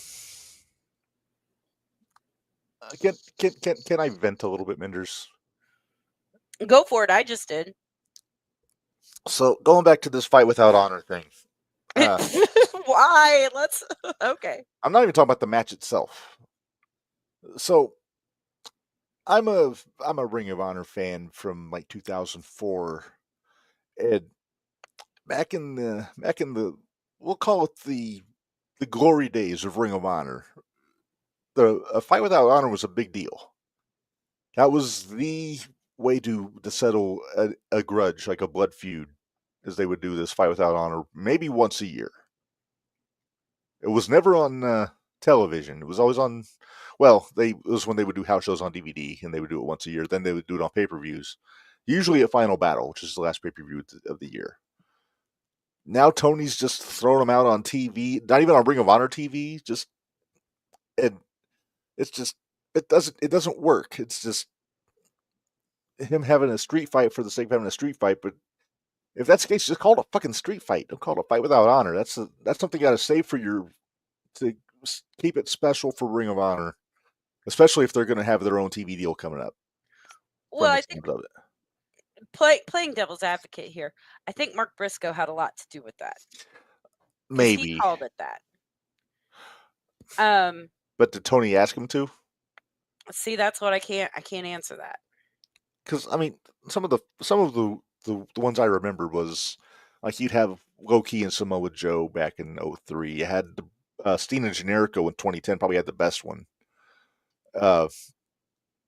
Any number of guys. Punk had one or two, I think, with Jimmy Rave maybe. But it was always. Didn't Jay have a couple? I think he had one with Cole. Yeah. Yeah. AJ, I'm sorry you have problems with the CW app. I don't have any problems with it, so I don't know why you have problems with it. But yeah, it seems like Tony's not afraid to take something that's over and just use it for the sake of using it. And they didn't really even promote it. No. For that show. No. It's just one of the laundry list of things that Tony needs to improve on. And I know people were asking, like, what do you know? It was like, hey, the only thing different from me and Tony Khan is $1 billion. Yeah. I'm just going to say it. I'm just calling it. I don't have a billionaire papa to finance my dream of owning a limousine company. Hey, we spoke it into existence. What? Breaking news. What? Oh, wait. Breaking news.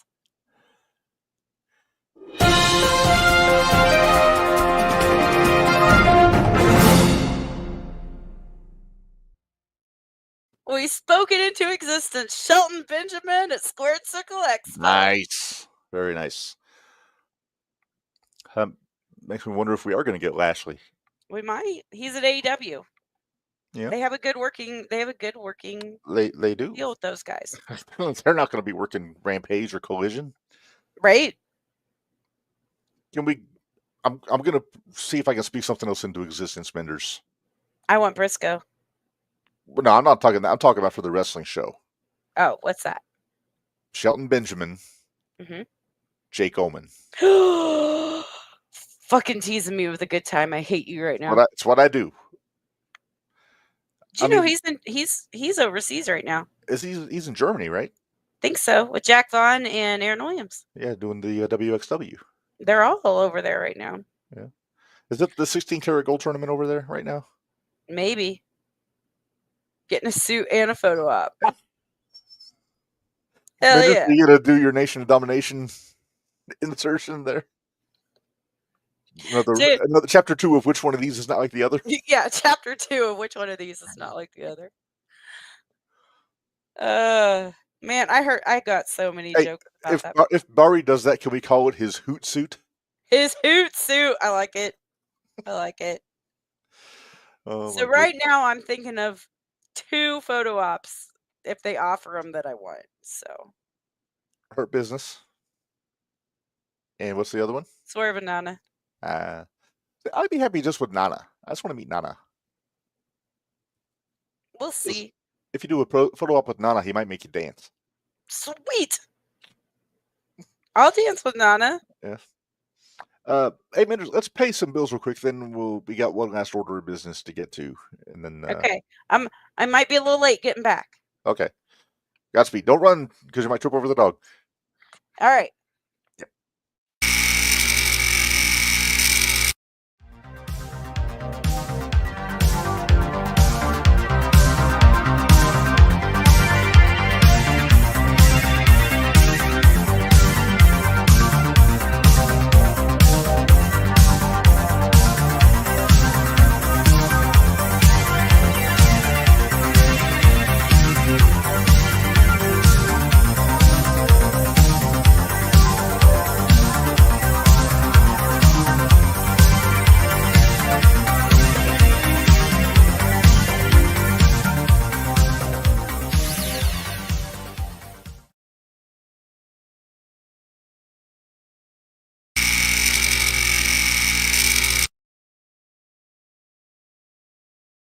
Hey, you made it.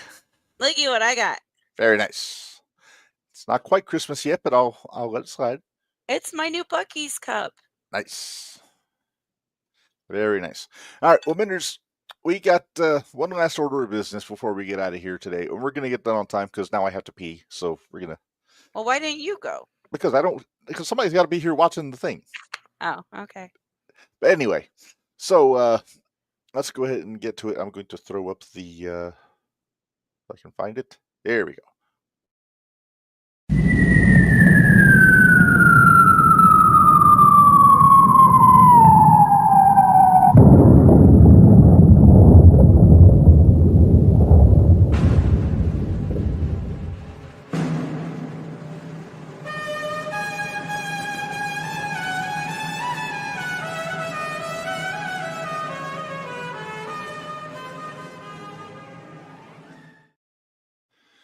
All right, Top 10 Tuesday. It's that time of the month again, Minderz. And I think I picked a topic for this one because we were talking about Kevin Owens and WWE's marvelous job putting over the pile driver. Mm-hmm. So our top 10 is our top 10 greatest pile drivers, I guess you would call it. Greatest pile drivers? I'm not talking about like one specific pile driver. I'm talking about 10 best guys to deliver pile driver. Gotcha. And I have a caveat. I have not included The Undertaker or Kane or Just Incredible because I'm not allowing the Tombstone. I'm going traditional facing out pile driver. All right. All right. With that caveat established, let's get to number 10. A current guy, Eric Young. EY? He's one of the guys that really brought it back into existence about 10 years ago when he turned heel in TNA and gave Bobby Roode a pile driver. And then that became his finish. And now Bobby Roode's out because of neck injury. but not because of Eric Young's pile driver, though. I know. Eric Young didn't get a lot to do for just how good he is. He's really damn good. I miss him so much. Yes. I loved him in Sanity. He's hurt, him. But when he comes back, he'll be in TNA. I know, but I loved him in Sanity. Yeah, Sanity was good. All right. Number 9. People might criticize me for having this low on the list, Minderz, but I got Mick Foley. He had kind of an unusual pile driver. Giving it to Port Funk. Yep, the wedgie driver. The wedgie driver. Get the always astute Pat Patterson there in his referee's garb. But the pile driver, a big part of Foley's offense, no matter what gimmick he was using. But wasn't the prettiest. It was effective. It was very effective. It didn't need to be pretty if it worked. Neither was Foley. Exactly. No boy. Hey, Sean's giving us give it updates. Okay, updates. that's kind of a surprise there, Minderz. Says Saul Ruka qualified Who was she going against? I'm not sure, but that was for the Iron Survivor qualifier, I believe. I'm so excited about that one. I kind of really like that whole match idea. Yeah, it's an original concept. It's which you don't get a whole innovative lot and of I these like days. it. I like it. Oh, Cora Jade Cora? too. Oh wow! Wait, is Cora who she beat? Oh, oh. Okay, well, while we get answers, let's move on. Number 8, one of our favorites, Minderz. I got There he is.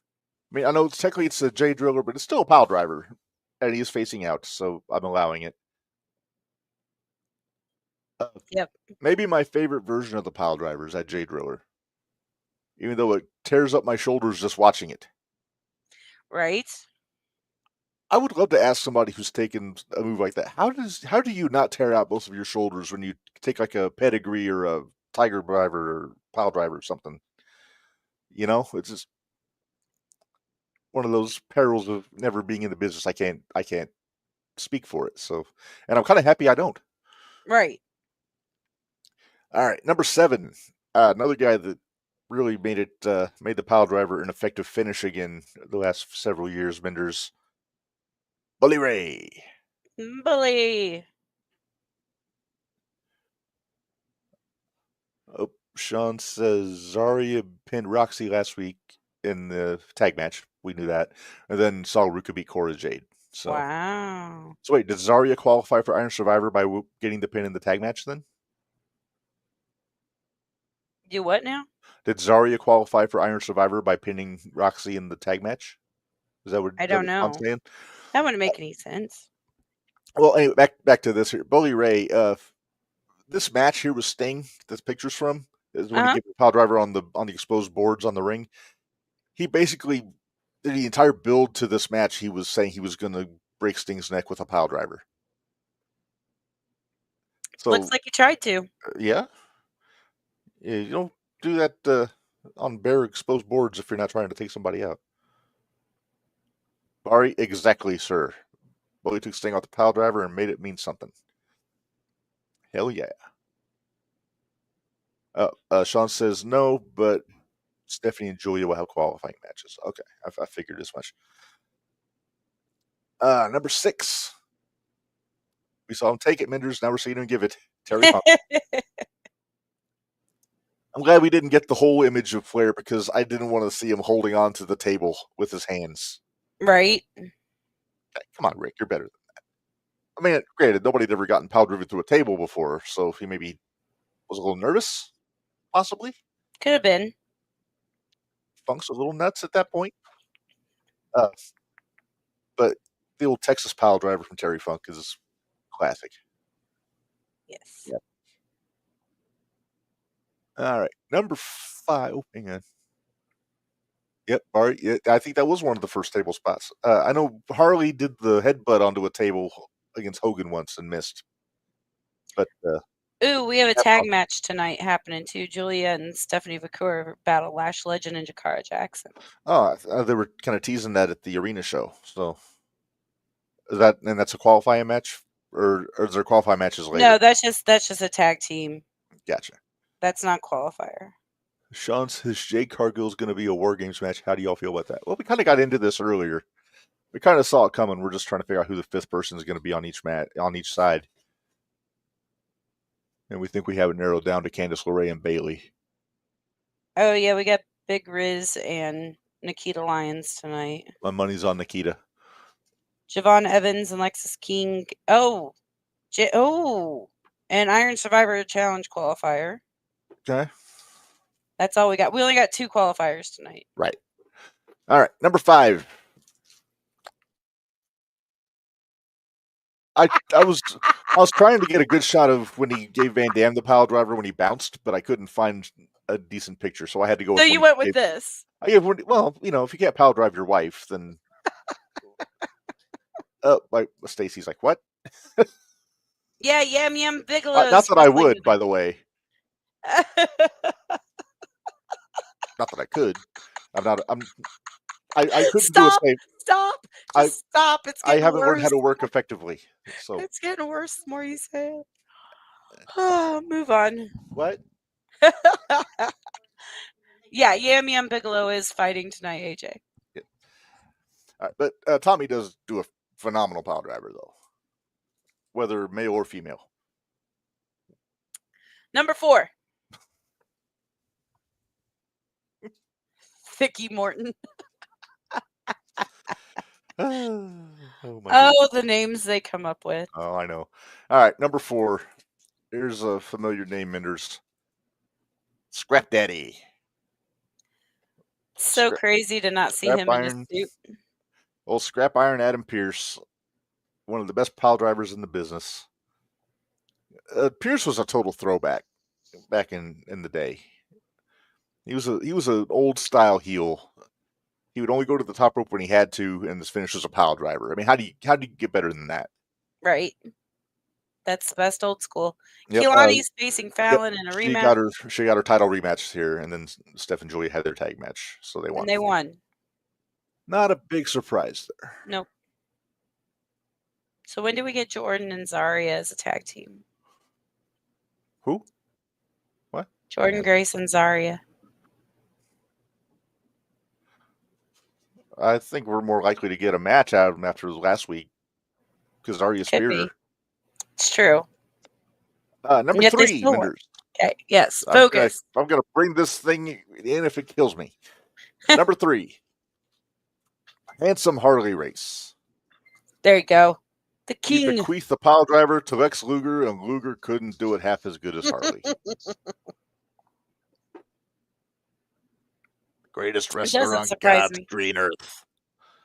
This will pop Camaro if he's watching that we put Harley on here, number 3. He might be. Depends on if he's traveling. Is he wearing the shirt, I wonder? He might be.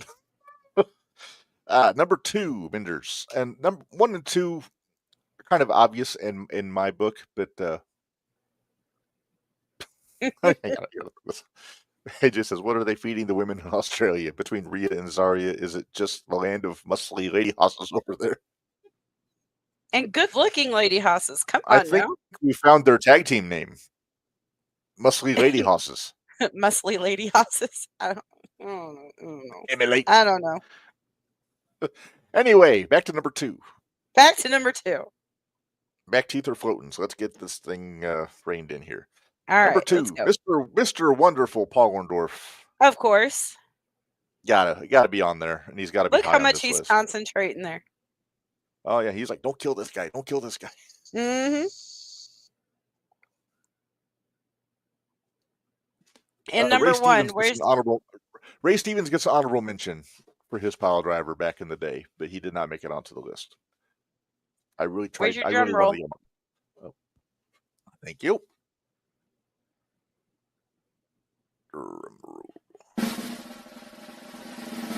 All right, our number 1. No big surprise here, Jerry the King. Yep, Lawler. that's no big surprise at all. And you know what? I know you need to. Your back teeth are floating, but I guess we kind of did talk about Crown Jewel, didn't we? Yeah, we got into the germane moments. We talked about the neutering of Gunther. We talked about Raquel, okay, the women's tag match. If I never see a match like that again, I'm okay. I was not impressed with that tag match. I'm sorry. It was not great. No. But yeah. All right. Well, Minderz, let's say we get out of here. We got to finish up. We got a big one tomorrow that we got to get ready for on the shootout. We do. It is shooty time, Minderz.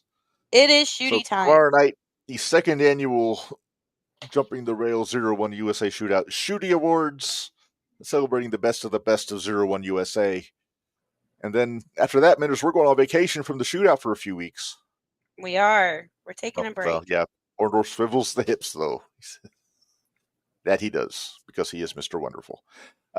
So yeah, join us tomorrow night. We'll get into what happened this past Thursday for a bit, and then we'll have to make our picks for Saturday for the lockdown show. But then it's all about the shooties after that. Hey, and since we won't, well, wait, hold on. Let me check dates here. Hold on a second. Uh-huh. I think we still have time. Hold on. Okay, yeah, we got time. We'll mention it next week. Okay. On this show. Yes. Okay. Don't forget, this Friday at 9 a.m., the next episode of the Extreme F and Review podcast is going to drop on Spotify and Audible and Podbean. October 22nd, 1999, I believe, is the date on that one. I mean, it's not like we taped those in advance or anything, so I can't keep track. But then I think who's our guest next week? On JTR we have. Let me consult my schedule here. Alice Crowley is going to be joining us. Hopefully, it's the makeup date for Big Al. So we're going to try. Yep. Some other names. We got a couple more we can announce on November 26th. Dalton Davis is going to be joining us. Bud Light Brawler. Yay! I'm so excited. Yes. And then on December 3rd, Riley Knox from Pro Wrestling Epic is going to join us. They got a big show coming up, and Riley's going to fill us all in on it. Yeah. And then on the 17th of December, that's our big year in review episode. And after that, we are taking a break for the rest of the year because Tuesday. We don't want to do Christmas Eve and we don't want to do New Year's Eve, both on Tuesday. So yeah, so we're taking off 2 weeks. Yeah. Real quick, Wesley just qualified. Okay. Sweet. Good on him. And then, like I said, shootout after tomorrow, a little break from that. At some point, I swear we're going to do another episode of the Gold Rush. We just got to find the time to do it. And, although we probably will do another one of the Zero Shootout just to... We got to recap the lockdown show. We got to recap the lockdown show. Yeah.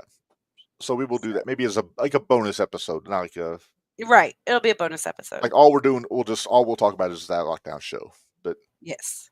All right. So, Minderz, let's get out of here. A big thank you to Tank for joining us. He was awesome. Did not disappoint. And also, again, handsome devil. I mean, it was CMC's worst nightmare. It was. But awesome stories. I still feel bad about bringing that shit up. I was on the fence for a week whether to bring it up or not. Hey, and I moved us on directly from that. You sure did. He didn't want to talk about it. You are a pro. So I try not to ask too many hard-hitting questions on these podcasts, but that one, I mean, just because I was there, I had to know. Yeah. So makes sense. Yeah. Let's get out of here so you can use the potty. Yes, and then I think I got some Italian beef waiting for me, so I gotta. Ooh. Indeed. All right. Well, thanks everybody for joining us. We'll see you guys again next week with Big Al. And until then, for Minderz, this is Reb. Remind y'all, life is hard, work stiff, and we'll see you guys. Thanks, guys.